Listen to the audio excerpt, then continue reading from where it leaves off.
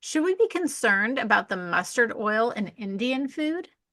Yeah, so that's a really interesting question. Um, canola, also called rapeseed, has been selectively bred to have lower levels of a type of monounsaturated fat that actually can be toxic in high quantities. It's called erucic acid, and in high quantities, it's actually been shown to be like cardiotoxic. So it can actually like damage our hearts.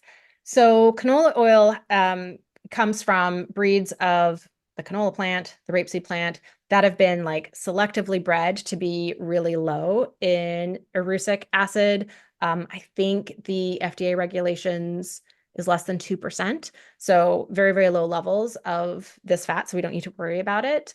But a lot of mustard oil, especially mustard oil from other areas of the world, can have quite high levels of erucic acid, like up to like 40%. So it just really has to do with like exactly what mustard plant it comes from.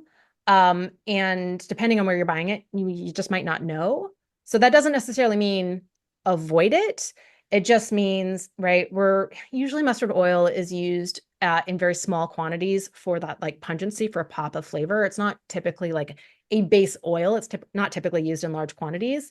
So that's, probably okay. Like then the erucic acid consumption is probably below the levels we need to worry about. But that is the concern with mustard oil and why we don't want to have it in large amounts. But like a little bit here and there for that unique flavor that it brings, that's going to be fine. But that is not a like go-to cooking oil or like salad dressing oil to like pour all over our vegetables.